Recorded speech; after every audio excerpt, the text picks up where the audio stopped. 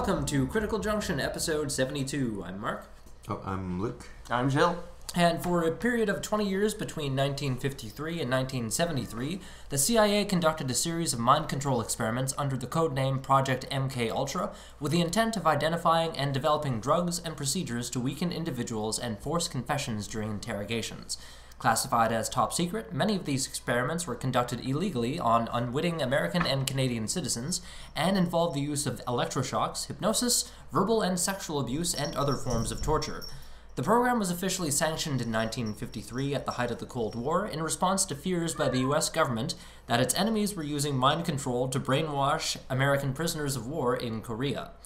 Under the auspices of the project, the CIA funded more than 150 human experiments on the effects of LSD and other psychoactive drugs, using test subjects who sometimes had no idea they were being dosed, even after the hallucinogens began to take effect. Under the name of Operation Midnight Climax, part of the project involved the CIA hiring prostitutes to lure unsuspecting men to agency safe houses where the experiments would take place. After dosing these men, CIA agents would study the resulting behavior from behind a two-way mirror, often while drinking cocktails and enjoying a party-like atmosphere, thanks in large part to the lack of oversight over the program. In 1971, an agent named George White wrote, quote, "Where else could a red-blooded American boy lie, kill, and cheat, steal, deceive, rape, and pillage with the sanction and blessing of the All-Highest?" End quote.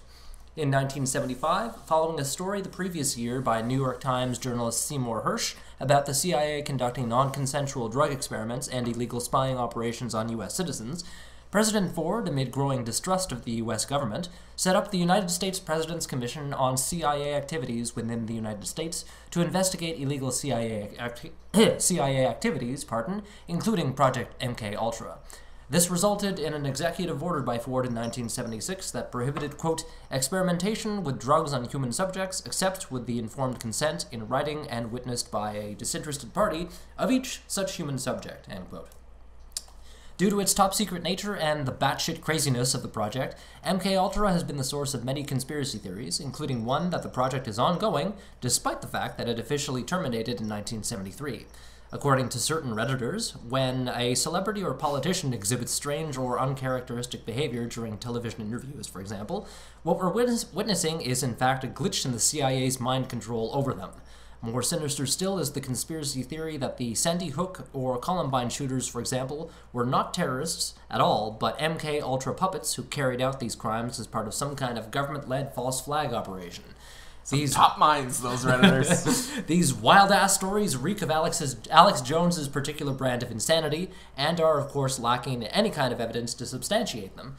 But is it possible the CIA is still funding these experiments as the conspiracy theorists suggest?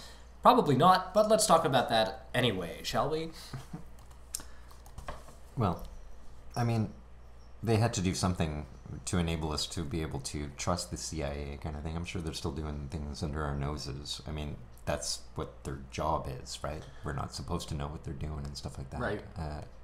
And I think in terms of experiments, it's like they do like a pressure release valve where they disclose some small amounts of what they do. To relieve us, kind of thing. To relieve our tension. Yeah, to give the illusion of transparency while also to maintaining the integrity of the inherently secret organization. Yeah. But do you think it's possible they're still carrying on with MKUltra? And that Roseanne is right, that celebrities who fuck up during interviews are glitching in their mind control? I'm going to say no. No, but... I'm going to say no only because that would take a great deal of organization that just isn't really there. Right. I think it's more so, like you describe, a party behind a two-way mirror, and they're fooling around, collecting some...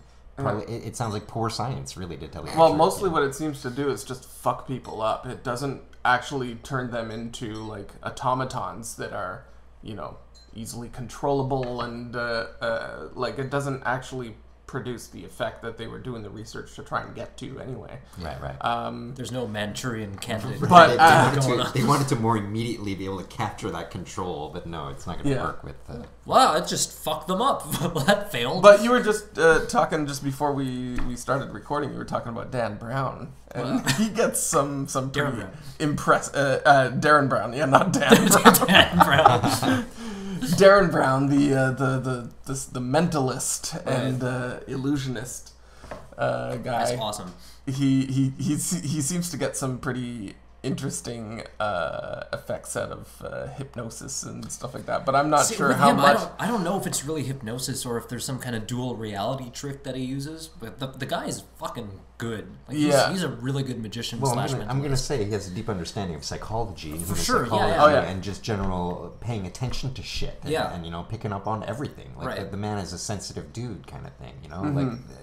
This isn't what the CIA was doing behind the mirrors. Yeah, exactly. They're raping and pillaging and driving people nuts and not really getting anything out of it. And illegally dosing people with LSD. They're just throwing something into the cage and hoping it does something that they can write down on paper. Right.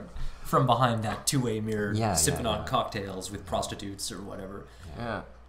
Operation Midnight Climax. I think that's my all-time favorite CIA operation. Yeah, not really hiding much of that. So when was this Midnight Climax operation happening? This was in San Francisco. Yeah, I can't. Did I mention what the date was? I did not. It was in the 70s. Oh, really? Well, maybe, I don't know. Because I thought all of this disclosure and the supposed shutting down of it was like at the beginning of the 70s, like 71 or something. 70, yeah. Sorry. 71, 72. And this Midnight Climax thing, I think this happened before. So the thing that I read about a lot or watched, I watched some stuff that talked a lot about the Canadian dimension to this whole MK Ultra thing. Where apparently we said sorry more. Well, apparently in Montreal, like the biggest part of this whole MK Ultra project, they have a bunch of sub projects, and in Canada, in Montreal, we had sub project 68 going, and this was apparently one number off. Yeah, well, would have been a nice pairing with the Midnight Climax, but. Apparently, this was the sub-project of MK Ultra that had the biggest budget, and it was the biggest one of all of MK Ultra's. And what did that involve? Projects. So it happened at McGill University. It was where? Sorry. At McGill University. There was a doctor there, a psychologist. Let me see. What was that guy's name? Dr. Spichemin. Dr. Spichemin. Ewan Cameron. 30 Rock, no. Yeah, Ewan Cameron was the doctor's name, and he was apparently a bit of a sort of a megalomaniac, and also classic mad the scientist guy leading these experiments on people against their will, and so at McGill University.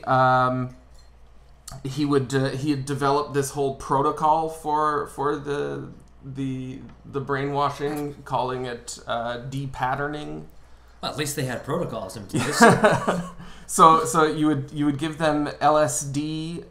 You would also like induce unconsciousness for like 1 month at a time, or like what? Yeah, for like knock them out for a month, 20-some days or something like that. What the fuck? Yeah, you knock them out for a month.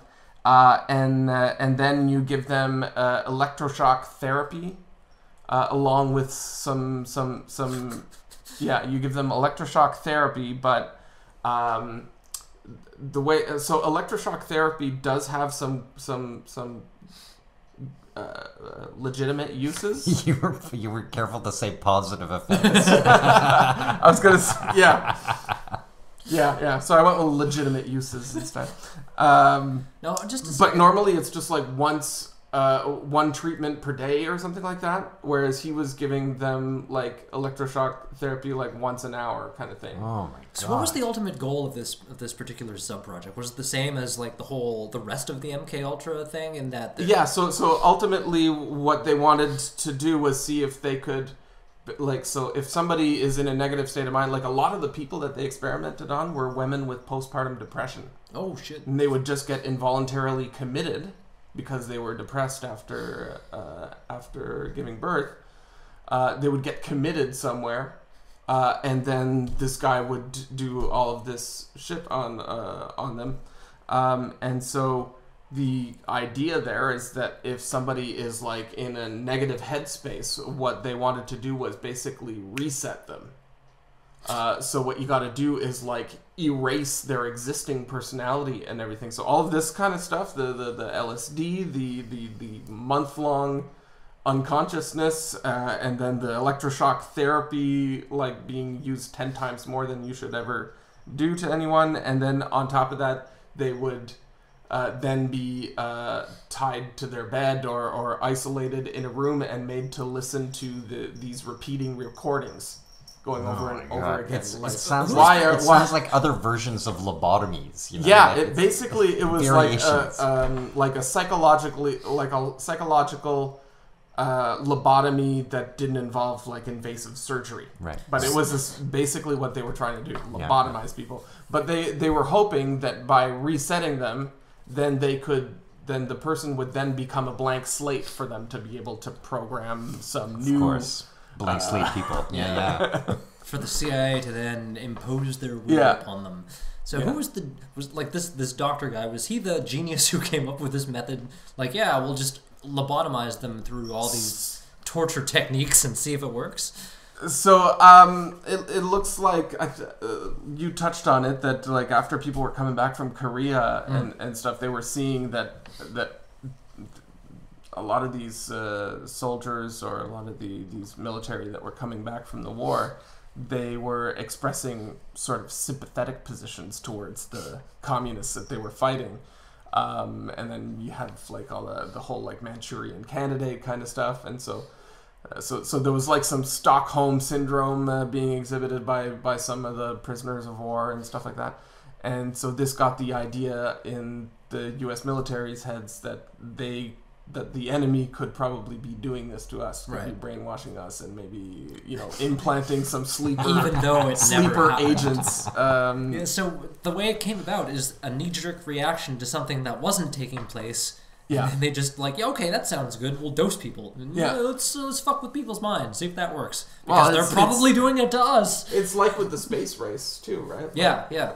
The only reason the Americans got to the moon first is because they were afraid the Russians would do it. Exactly. So this guy that was involved with that Montreal chapter of the whole MK Ultra project, he was actually a super well-known and like highly regarded psychologist or psychiatrist. Wow. He had actually gone to Nuremberg to testify at to be like an expert as a witness, to be like an expert Christ. witness, it was to examine Rudolf Hess. Wow. Okay. Fun. Yeah.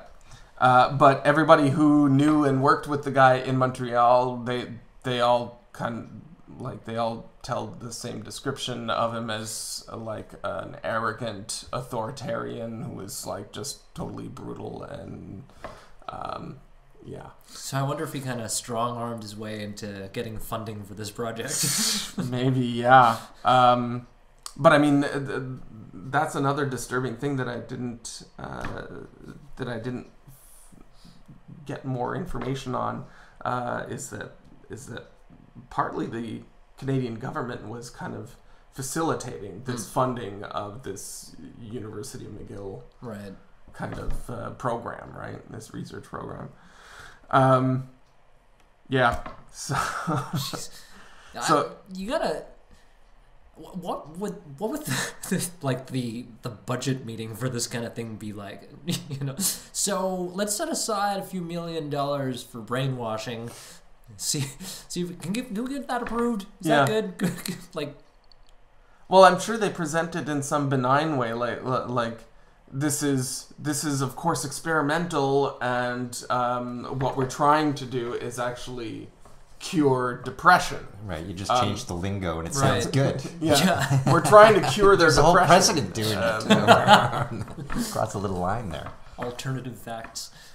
But also, I mean, I don't know, but I think maybe the misogyny of the time is a factor as well, because like most of what I was seeing, it was mostly women being experimented, although there were guys too. Well, yeah, man, think about it. They've just had a baby, and then they're like, well, now you're crazy. Why don't you go hang out in the hospital? We've got this brainwashed? experimental program going on. I think it might help you, so just sign here and ignore everything that happens to you afterwards. Mm-hmm. It's crazy. I think it would blow us away to see the extent of what it was probably really like back then. I'm sure it's still bad, and I'm sure there's a lot of crazy shit still going on to this day. Well, the place that they were doing this this campus of the University of McGill, it has a super awesome, creepy name. Does it have midnight in the title? It's called Ravens Crag. That is Ravens Crag. Yeah, What's the word crag mean? A crag? I knew at one point because it came up in like a video game I was playing, but I forget what it means. That's a cool name. Ravens Crag. Yeah, and it looks like a fucking haunted house. It sounds like Arkham Asylum or something. Oh yeah, exactly. It's like this big stony mansion with like all kinds of ornament.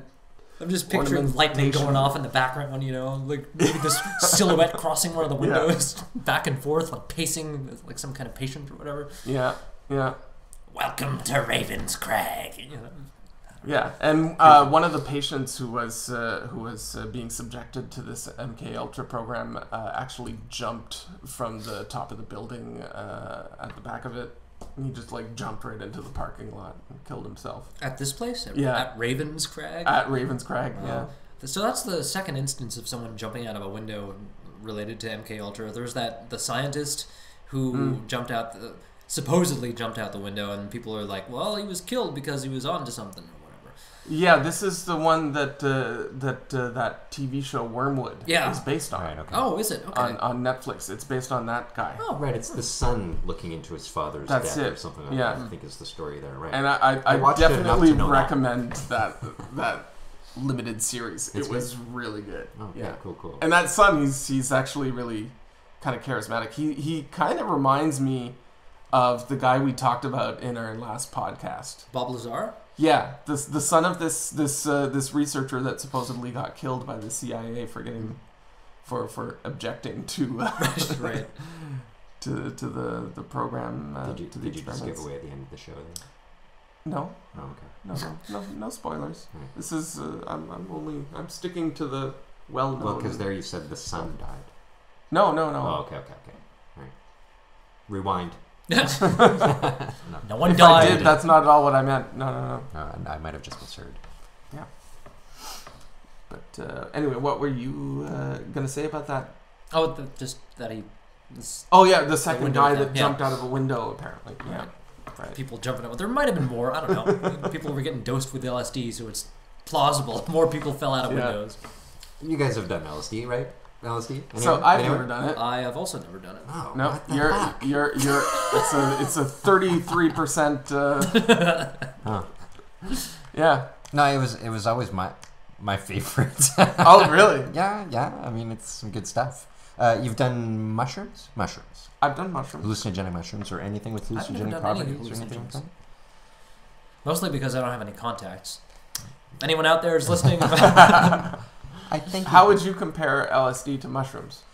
Well, mushrooms, I would suggest, is it comes in waves of in and out, whereas acid brings you straight up kind of thing. Like you feel a constant climb to the peak sort of thing. Whereas Mushrooms has more of an intoxicating effect of like in and out, and you know, so it's I find it's used more for like a party drug, and it can be fun in that sense. It's whereas a little more mellow. Yeah, because you're slipping in and out of it. It'll get intense. Whoa, but then you'll come out of cartoon land and be you know sober minded a little bit, and then go back into it again, and then come out of it. So what makes LSD your favorite? Well, that you can control the dosage and then go straight there, kind of thing, and it's you can turn it on like a switch. Well, I mean, it does last. You have to be prepared for it to last a long time. I mean, when I would trip on LSD, it would be, first of all, I'd have a guy that was checking to see if he was even okay to take. Sitter. So I had my tester friend. You got a sitter. And then once we got the okay that it was okay stuff, then we would do it, but we would do it for like, you know, we would plan it. It was like a 2-day event. Like it lasts like 12 hours. You can keep on going with it. I mean, the actual peak would probably hit you after maybe 5 or 6 hours, maybe or so. And then there's this clarity afterwards of coming out of it, sort of thing. But I mean, it's a very peaceful experience for me, anyways, in my mindset. I was never a bad tripper because I don't bad trip in general life, kind of thing. And I would suggest it accentuates whatever negative attributes you may have in your life. If you're feeling warbly on the inside, it's going to bring out your warble when you take LSD or any of these mind altering things like when people talk about taking peyote or any of these yaje vine where you smash up and take it with the ayahuasca. You have to be prepared to face yourself, right? And then in that you can see some cool shit and become one with the world, kind of thing. So I don't know. I always loved the hell out of it. Come out of there, Jesus Christ, every time. Like this is. But you knew what you were getting into, kind of going into it, right? Like, you always knew you were taking LSD.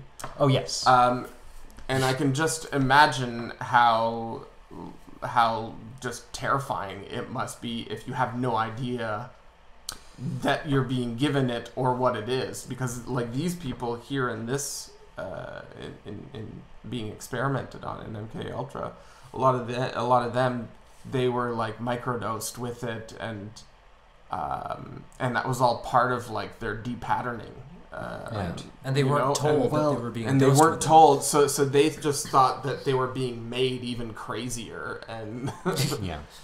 I do that. I say crazier with like scare quotes there, because I can only imagine what it must have been like to be one of these unsuspecting victims, right? Like you just think you're losing your mind. I would just, and you have no idea when it's going to end. You just probably think like, oh fuck, I think my brain is disintegrating and I'm dying. Right. Like, But even more so if you're being electrocuted and you know, like. Especially if these people weren't primed for this kind of experience to begin with. Like if they had even the slightest kind of mental health issues and they're being given LSD with no warning or no explanation, you know, that would just compound whatever it is that they're going through, and it would just be terrible for them.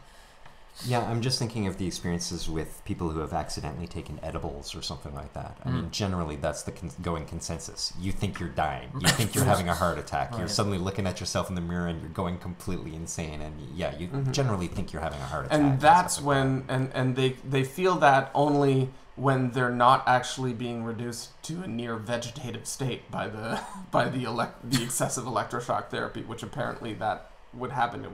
It would sort of erase like their whole previous memory, and it would get them to kind of regress into like an infantile kind of state of mind, where they're more malleable, I guess. And I guess that was the theory, but right. all it means is that their mind and the neurons and all that were so fucked up that the stuff that they had, the connections and stuff that they learn, they're just severed at this point. And build throughout their life, those just get destroyed. Yeah. So they basically have to like relearn how to be a individual and deal with other people. And they a lot of them, they didn't even like recognize their family once they got out of the mental hospital and stuff. And was there any permanent damage done to anyone as a result of these experiments? Yeah, like most of them, I think. There have been a few being done to people listening to this podcast right now. There's always permanent damage going on. Well, there have been a few cases, class action lawsuits Mm. that were brought against the CIA and How would you against prove it, the though, Canadian government too. Well, what do you mean? Well, how would you prove the damage done? You'd have to have what a test subject of yourself that wasn't experimented on, and go, look at how much better this clone of me is doing in life. They've got a good job. Look at me. Look what they done to me. Look what they've done to me. No, but it's true. How would you prove that, right? Well, Because we're constantly looking for proof in this show, and that would be something very difficult to prove, that you fucked up my life, kind of thing. Even if you did fuck up my life, how do you prove that shit? well, without knowing what the exact claim is for the suit, I don't know. I mean, what were they claiming in these lawsuits? I don't know the details, but I think part of it was the whole informed consent aspect, that none of them were given the due. Right. So it's more about the consent. It becomes the issue, sort of thing. That what Partly. you were doing Well, was so it immoral. become- In large part. Yeah, but so I mean, the CIA actually settled with a lot of those Canadian patients in this sub-project 68 at McGill. They got $90,000 each. The people who were involved. $90,000. $90,000, and there were That's how much your brain 300. is There were worth. 300. 90,000. There were 330 Canadian patients who had brought a suit against the Canadian government, and 80 of them won compensation from Out the of how Canadian many? government. Meaning Out of 80 of them had good 330. lawyers. 80 out of 300. Yeah, What the 80 of them balls? could afford it in the first place. Jesus Christ. and it was. What they won was less than the 90,000. It's less than that the 90,000. C- What the fuck? Yeah. So it was totally Surprise, surprise, your government doesn't care Totally about you. inadequate. Yeah, really. Surprise, everyone. Oh, is that surprising? Really? Is it? No. Is it? That is mind-boggling. Wow. Oh, the thing about the recordings that they would play in like the third phase of this thing, they call yeah. it psychic driving. Right. I just love that the Psychic terminology they come driving. up with in here, like de-patterning with the electroshock treatments, then It sounds like drugs stuff to you reduce what's resistance, this- and then the psychic driving. What's the It psychic sounds like stuff drive? you would get out of Scientology. So they get like strapped to their bed and they're forced to listen to a repeated recording going over and over again saying, why are you dropping your responsibilities? Why? Like why Clockwork are Orange you? stuff, I guess. Yeah. Right. But, yeah. It just gets them to just completely mentally disarm themselves, like. Well, that's so went the hypothesis. Yeah. So with psychological experiments, though, there is an element of you not being aware of what's going on. It can be part of it, right? The seeing eye changes what like by looking at it. What's the science effect when you look at it? You're changing it. Yeah, the uncertainty principle. The uncertainty principle, sort of thing. Right. Like, there's always sort of an element, if we're pushing the boundaries of psychology here with tests and experiments. Yeah. There is a moral dilemma of what you can do and what you should be able to do and stuff like that. But I can. Yeah, but I think there's standards in terms of how you write up an informed consent and like human experimentation form. Like they have to present a certain range of possible of possible effects and stuff from what they're going to do to you. Right. Experiment may include such and such. Yeah, that kind of thing. You're talking about the legalities now that have been set up, Right? Yeah. To avoid these things. Yeah. Right. Yeah, part of the ethical portion of it. I feel like it's too bad that during that era where we were allowed to do experiments, we were basically fooling around. Yeah, You know what I mean? that we didn't we were actually just jerking off behind a two-way mirror, and no one was collecting any good information. Just totally blew that something, opportunity. yeah, something could have been done here, maybe possibly with some Yeah, look, experimenting. Maybe not these experiments. We're experimenting with LSD now as a way to treat depression, right? In microdoses. Yeah. And that's the kind of shit that, you're right, like if we had gone and done that in the first place rather than trying to control people's minds We're and way reprogram behind. them. We're way behind. Where on would our we be now? drugs. Like LSD might be a legal alternative to some of these depression treatments or whatever. It Yeah. could be another one on top of them. You know, they're experimenting with MDMA and along the same lines. Well, okay. So have you done, Mark? Have you done these drugs? I can neither confirm nor deny that on the air. No, but I mean, I'm talking because there are psychoactive ingredients in other drugs. Yes. Whether it be marijuana or whatever. You Right. know, like you're getting some psychoactive shit going on, kind of thing. You know, you can see that there's something it's touching on, and it can bring stuff out. Yeah, it brings stuff to the surface, right? Yeah, That you should probably deal with. But yeah. But you're right. Like, well, why did we waste all that time back when we had the opportunity to getting down to serious business? Right. Let's hire some hookers and lure them into the safe house. Yeah. Well, I mean, I think the that psychiatrist, megalomaniac guy that was running the Canadian thing, I think he might have had the conceit that he was doing serious work. Right. Right. And he thought he was doing some good shit. Right. And ethical considerations and humaneness with the human patient just were distractions or compromises. Ethics be damned. It makes me think of like Frankenstein and the dilemma of giving the monster life and stuff like that. Like there's this mad scientist element of like, yes, but I'm working on something bigger than this. Yeah. This is bigger than me. It's bigger than all of us. Right? Yeah. I don't know. That's just not the case, though. He didn't do anything good. No. There was nothing that came out of any of it. Or was there? Like, do they have any results that are actual, did they learn anything? No, not that I know of. They just learned that people's brains can be damaged. They didn't really learn that they could make a Manchurian candidate who can receive a phone call and then assassinate. Be activated, right? They learned how to break people. They learned how to break people. They learned how to break them and not refix them into something else. Right, just the breaking. We managed the breaking. Now we have a broken person on our hands. I don't know. We didn't get to that part in the proposal. We didn't get to the actual building people. We're just breaking people here. That's what this world's about, breaking people. Come on. Yeah. We were hoping that would be part of phase 2 of our grant money. When we reapply next year. We didn't get the budget for the remake. Yeah, that's for 2025. Yeah. On Mars. Crazy. They say that, what's his name? The Unabomber was experimented on as part of the MK Ultra. Oh, do they? Too. Yeah, at Harvard. The author of One Flew Over the Cuckoo's Nest willingly subjected himself to the experiments. Oh yeah. Really? Yeah, he signed up for it. Yeah, he signed up for MK Ultra. That would explain that story. Then, specifically the LSD portions of MK Ultra. And I'm thinking it would have been some really potent stuff back then as well. In the 70s? 50s through to 70s? Yeah. Like, the LSD back then would have been 100 times more potent than what you'd get on the street nowadays. Like, they were taking...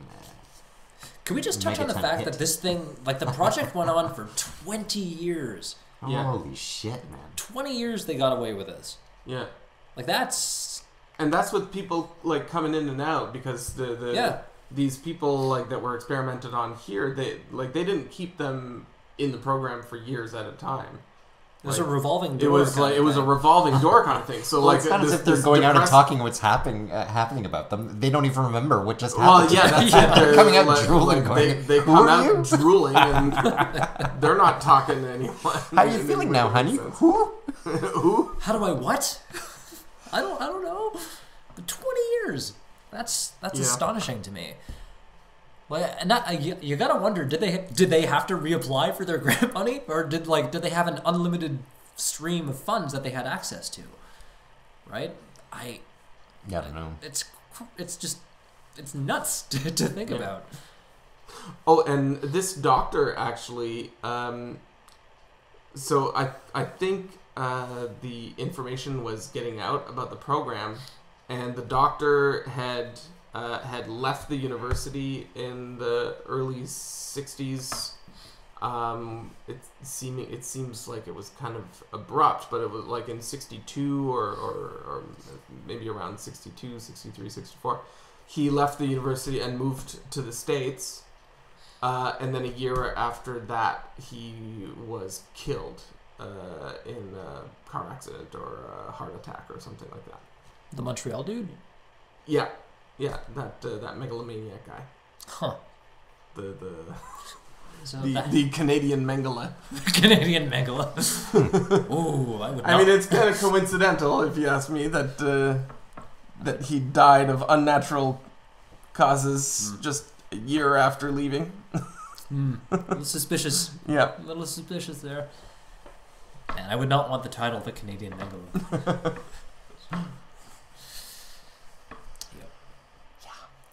Yeah, pretty much. Yeah. Crazy stuff.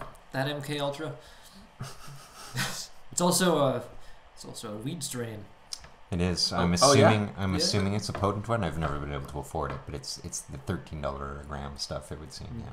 It's a I wonder if it lives up to the name. Quadruple A. Just melt your mind kind of thing. I don't know. Weed laced with LSD. Yeah, I find you can get a lot more of the psychoactive effects from marijuana from eating it, personally. Mm-hmm. But I don't know. Have you had any? Yeah, I mean, with the new the new legal shops and stuff that are selling it, I've bought some, and the only stuff I've bought is the edible stuff. I've bought like juju type thing and chocolates. Where did you find them? Because it's been sold out everywhere. So yeah, they supposedly sell it in like half an hour. Talking to the guys. Yeah, online. In what? Really? Yeah, within minutes, everything was sold out. Like they had a virtual lineup at 9 a.m. the day of. A friend who was just coming to visit, who was just coming to town to visit, just walked down Bank Street and noticed one of those shops and said, "Oh, hey, it's legal now, I hear, so I'll go in and grab some." And he went in and he got some chocolate. Is there a legal one on Bank Street, or is it an illegal one? Yeah, there is. Yeah. He said that when he went in there, the person who was like the salesperson was saying that they were running basically the Apple store of weed shops. So you go in there and there were a bunch of like iPads lined up. And I prefer the one on the market personally, the one on York Street, as opposed to the Apple store one, because they run out of everything. And maybe it's because it's on Bank Street and it's just in the middle of like a high traffic area, but they never have anything. So I'm surprised he was able to pick up some edibles there. Yeah. And when I got it, I actually got it from Mohawk territory when we were going for a weekend to visit some vineyards and stuff. That was before it was legal, the edibles, but they had the edibles there. It was legal. It was just this year there. No, but I mean... but the edibles just became legal like a couple of weeks ago. Yeah. Okay. You bought these a while back. Okay. Then I just admitted to a crime. No. Well, I don't really understand what the rules are on the reserve or maybe it would have been legal to have it or to possess some, but you probably wouldn't be legal for that shop to have sold it to us if they weren't in on the reserve or in reserve territory, Mohawk territory, because they probably actually had special dispensation or immunity for that kind of stuff, because literally there was like a shop every 2 blocks as we were going through there. It was like nothing but gas stations and weed shops as you're like driving through the highway to get into Prince Edward County. Sounds like a good run of road right there. Yeah. The gassy weed mile, they call it. Yeah, the gassy weed mile. They also have mints. Really? It's funny that what I'm getting out of this conversation is that it's too bad we wasted our time and didn't get anything good out of it, kind of thing. Because there is something that could be done with this stuff. You know, I don't know. There's something we that basically could be just tortured people.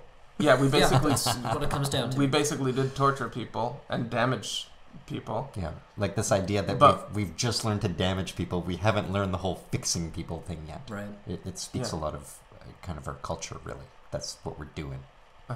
We like damaging things. We don't like fixing But things. We don't what do really you know mean how by to the fix part? things. What do you mean about the part with it looks like we could have done something? Well, what I'm saying is these things are not non-negative things. LSD is there's good things that we could do with this. We're talking about the LSD thing. I mean, electroshock therapy. I mean, I don't know why I have a sense of what that would do. Like, I remember going to visit my aunt in the funny farm, and she was getting electroshock therapy. So maybe as a kid, I had some insight into how it affects you, and it numbs you, it seems. Like you're just, like you were describing, you're just not making the connections anymore. You can't. You're looking out and your eyes are glossed over, and you're just not processing things. That's why there's like prescribed amounts at which you can get EST, and 3 times a day or whatever it is that they were doing is like 10 times more than than is advisable. They regulate the voltage and they regulate how often you're supposed to do it. Yeah. But with this experiment, they just... But for some people, it apparently really, really helps them. Yeah. Well, of course, if you think about it, I mean, for a moment, you're basically escaping your thoughts. And so if someone is tortured by their own thoughts, you shock their brain so they can't think anymore. Yeah, that's going to feel like a relief. But I don't think it's necessarily about not being able to think anymore. Like when it's being done legitimately and properly, I think it's like people who actually have a disorder, you know? I mean, it's all about electrical signals in the brain, right? And if those signals are like totally misfiring, and you've got like a short circuit up there of some kind. This is supposed to correct that. Metaphorically speaking, that could actually be correcting the idea is right too. It's like getting it at least changes it. It's like getting the paddles when you get it's a pedal to the brain. Or, you know, yeah. It's pretty primitive either way. Yeah. It's up there with Frankenstein dealing with some eels to try and bring back life, kind of thing. Throw them in a tank of eels. It was a squandered opportunity to do some legit research into like hallucinogens and whatever else, because we're only finding out now that there is a benefit to them. You know, between, like I said before, the LSD thing, the MDMA thing, and like experimenting with psilocybin to cure like cluster headaches and stuff. You know, there's something to it. And but it's also not a panacea. Like I guess there's no one size fits all, because apparently, with some people who have like a history of mental illness in their family or schizophrenia in particular, I think they're advised to just stay away from LSD altogether, because it can actually like trigger it in you if like I don't know if it can be like encoded in your DNA that you might have a... Well, that's part of why it's important to do these experiments properly. You know, it. like we should properly study this stuff and do some valid research into like why it might trigger schizophrenic tendencies or something. You know, weren't they saying the same thing about marijuana also? Yeah, for sure. It's the psychoactives. They in a sense can bring it out early. It can bring it out in the like. I don't know. I'm doing hand gestures. I'm doing hand gestures, everyone, to try and explain. Yeah. What the fuck was I saying? Sorry. Talking about psychoactive drugs that like a big variety of them can staring actually at you cause all blankly like Yeah, I've just been electroshock therapy myself. Blink, blink, blink, blink, blink, Blink, blink, blink. blink, blink. Anyway, Valid research. Need to do it properly, without torturing people. well, I think that'll only... Right away when you say without the torturing people, I'm like, well, maybe a little bit of torture. Maybe Agreed upon torture. There's a degree of torture that... Like, I guess what I'm saying is that for any growth, there's an element of pain involved. And so it's more so about controlling that pain so that people aren't paying too much. Obviously, people were abused in this situation, sort of thing. I'm just talking about any advancement, whether it be psychological or social or anything. There's an element of pain involved in growth, sort of thing, you know? It hurts to grow. You gotta crack a few eggs to make an omelet. Is that what you're arguing? Yeah. Well, I think they cracked those eggs for 20 years between... When it comes to scientific experiment and the ethics involved, there are some very fine lines, and there's sometimes very blurry lines that we don't exactly know how to cross or not cross, and exactly how to approach it, really. So you just have to do it very delicately and carefully, keyword carefully, sort of thing. Keyword, we're not caring about people. We're just fucking throwing them in a cage and then throwing LSD at them and hoping it does something. And while we're having drinks with prostitutes, right? I think that, in a nutshell, describes the entire 20-year project. Well, it's like it describes that era of time, and Bill Cosby's there waiting, for, in the looming in the background, with the Quaaludes. Yeah. What are Quaaludes anyway? Well, there are Ludes. They're a barbiturate. Are you gonna look it up with your magic phone? I'm gonna look up ludes and barbiturates. Ludes and barbiturates. Well, would it not be the equivalent of some of the meds that people would be prescribed on these days for, bipolars and stuff like okay, lithium so I don't know. Quaaludes are synthetic barbiturate-like central nervous system depressant. Okay. That's why Bill Cosby was so prone to using them. It's a sedative and hypnotic medication. Hypnotic? Yeah. Fascinating. Mm-hmm. They were legal for the longest time. You can just get some ludes. Huh. When did they become not legal? Like in the 80s, I think? Or the 70s. And why? Was it 70s? 70s, 80s? Something like that. Yeah. Why do we make anything illegal? You're right. It helps someone. Forget it. Make it illegal. We got to be able to make money off that. Well, I think... it's in the 80s that its use was made illegal by the DEA. DEA. But, bastards. I think with the legalization of marijuana, at least here in Canada, that might make it easier to experiment on it. Yeah, well, and that's do what some actual research on it. Whereas all of these other drugs that remain prohibited and illegal, you can't do research on it. And that's part of my. That's part of it's why kind of fucked up. Like it's like a catch-22. Right? So something has to be legal for us to even find out what it's doing. To find out if it should be legal or. It's one of the many pillars of my argument against making things illegal. Right. If we legalize it. Just legalize fucking everything, and then take the rights away depending on whether or not you have a good reason to do so. Yeah. By making everything legal, you make it easy for researchers to access the substance, and then we can get real benefits out of it. Yeah. Rather than these back alley scientists who are just experimenting. It eliminates the social stigma of things like that. Yeah. Instead of treating addicts, for example, as criminals, you treat them as people who need treatment. People who need treatment. Exactly. If we're going about this whole thing just so back-asswards, to me it doesn't make any sense. Well, I always wondered, why do you... It seems like they justify making it illegal because it's dangerous, right? But then again, there's, an infinite number of things that are dangerous. I mean, rat poison is dangerous, but you can still buy it off the shelf. Electricity is dangerous. Kill you, right? Yeah.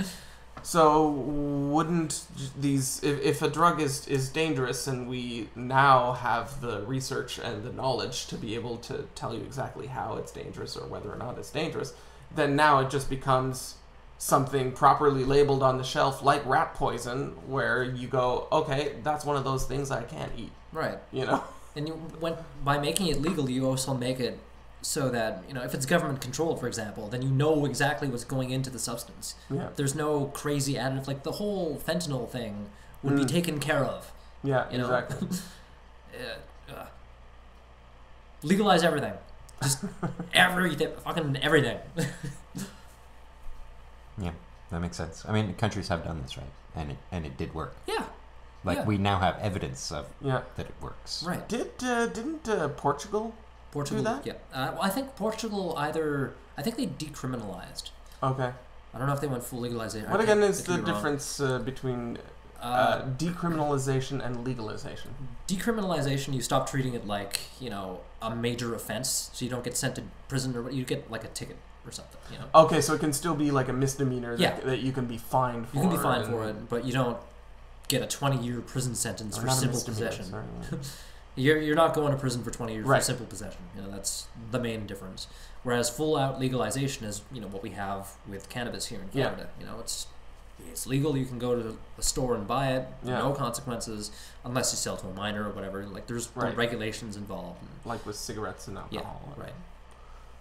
which is the way it should be. Mm-hmm. I have spoken. Well, so what else do we have to talk about in terms of this subject?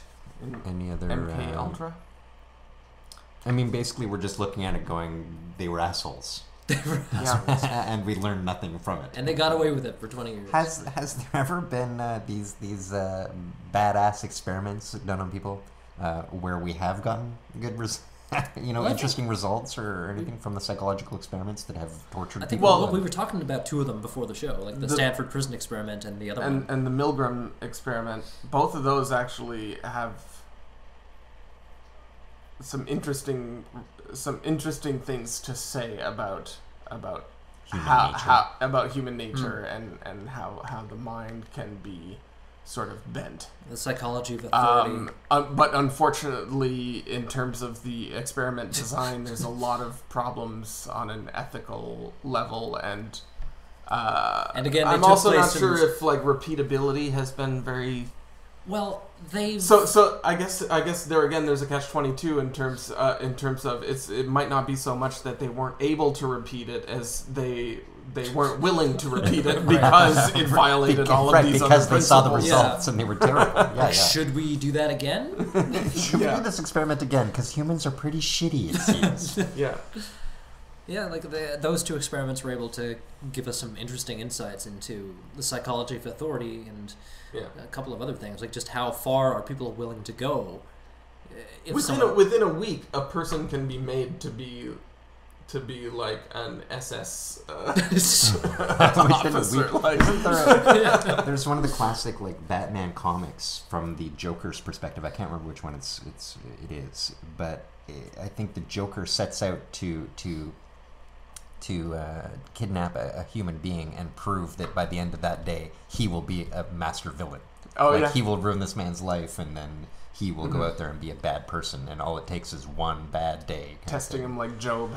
Yeah. Jeez. And it's true. So once the again, original psychology so experiment. far all we've proven is that we can do bad things. we can destroy a mind, kind of thing. Yeah. There's no benevolent psychological experiment along those lines, I guess. Mm-hmm. But also the other thing is these experiments that we're talking about that they, in a sense, don't have the right to do anymore. We did these in the 60s and 70s. It's not as if we as a culture have learned from them. We may have the information there at our disposal, but it's not as if we're taking that into account with our day-to-day activity, which could be something that we do. And well, to a big extent, we're told we're not allowed to try and learn anything from them. Right. Because of these other factors. Oh, that's an illegitimate experiment, so no information that you can glean from it is good at all. Just discount the results entirely. Yeah, just discount it. So it's kind of nuts. Like instead of using it as like a teachable moment, you basically just like garbage. Block your ears and go la la la la la la la, and then you just leave the door open for it to happen all over again. Now it's just trash. We don't talk about that. No, that kind of. Once again, an example of where growing can be painful, but if we're not looking at it, then we ain't growing at all. Kind of thing. So it just becomes a pain. Mm-hmm. Just no growth.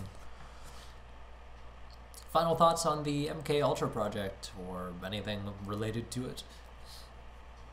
LSD is fun. LSD is fun. It's a good time. I think only for certain people. I mean, everyone reacts differently to different things, but I mean, I don't know. I like LSD. That's your final thought. That's my final thought. I like it. Good thought. Final thought. What's my final thought? My final thought is, hey, some conspiracies do turn out to be true. Yeah. Well, okay. The bad ones. The real ones. bad ones. Are there any good conspiracies? Like where like it seems that something good has come out of it? Like Hands Across America, we conspired to get millions of people to be willing to touch each other's hands. And this is good? I don't know. Is it? I don't know. Are there any good conspiracy theories? We'll have to ruminate on that for a little while. It's like, off the top of my head, no.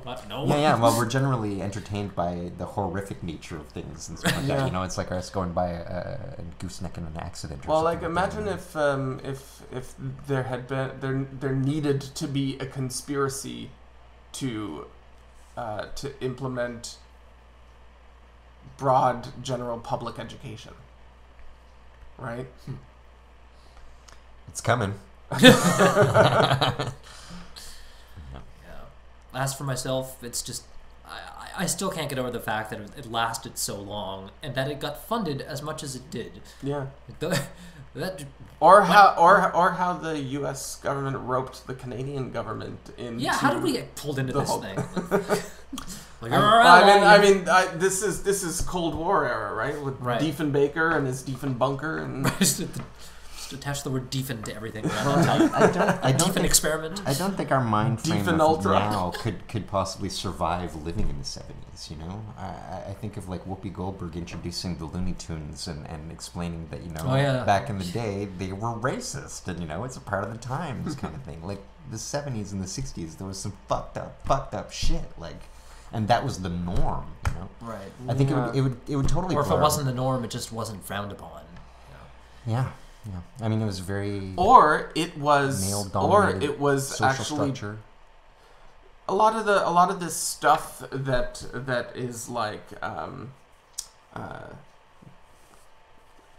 just kind of no that happened in the past or that were common in the culture and stuff like that. Sometimes when you look at it completely decontextualized and with your 2020 hindsight with the new mores and all this kind of stuff, I find a lot of people miss times when those themes and stuff are put in art and in media actually with a self-awareness to it that we just don't get it, that they actually were pushing the boundary and saying, hey, you know, this kind of shit is bullshit, and it's fucking hilarious. You know, like sort of like how The Daily Show was always about hypocrisy and stuff in politics. And it's not like The Daily Show is a show championing hypocrisy just because it happens to feature hypocrisy. Yeah. And that seems to be so you think they're a recurring theme nowadays with all of this like we're so much better than the troglodytes that lived 20 years ago, 30 years ago. Whereas I think we're just kind of trying to shine a light on it, you know, like this. Well, those guys, a lot of those people that were immersed in that context are actually more of a woke kind of pusher of the boundaries than you are, just following what the common. No, not you specifically. Than some current people are who are just following like the current kind of buzz theory or buzz ideology or.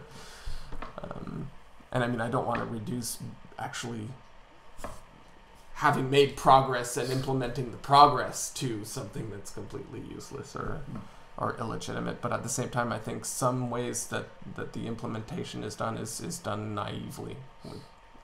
Anyway, that's a bit of a tangent. One I can't disagree with. But that's... And I have no idea how it relates to MK Ultra. So, wow, we'll go with that as your final thought. Yeah. Cool. Yeah. What's your final thought? Yeah, Mark. Jeez. Final thought! Come on! Chop, let's go. I think it's bad that I think it's just insane that they did this, you know? I'll say it again, like the span of time in which it took place is 20 years. 20 years, mind-boggling. And the money that they got for it is just... They got away with partying with LSD for 20 years. With government money, you know? I would think they weren't doing the LSD. No. They were drinking and smoking cigarettes kind of thing. Feel like, hey, they're fucked up. Look how fucked up they are. From behind the two-way mirror. Yeah. It's weird. It's like burning an ant with a magnifying glass. I feel bad for all of that stuff that I did when I was a kid, you know? Killing insects. killed a lot of insects. I feel bad. A lot? Really? Well, a lot? I mean, when you say magnifying glass and ants, Yeah. I mean, I did that. I remember the smell, you know. I think back and think that was bad. You remember the smell? I remember the smell, yeah. Oh. Sounds like you learned a lesson. Did I, though? Yeah, sure, I won't do it again, but it's just too late. Sorry, ants. Sounds like you cracked an egg and made an omelet. I did. Smelling ant omelet. This has been Critical Junction episode 72. I'm Mark. And I'm the death of all the ants I've ever killed. I'm Jill. As always, thanks for listening. Until next time, keep thinking critically.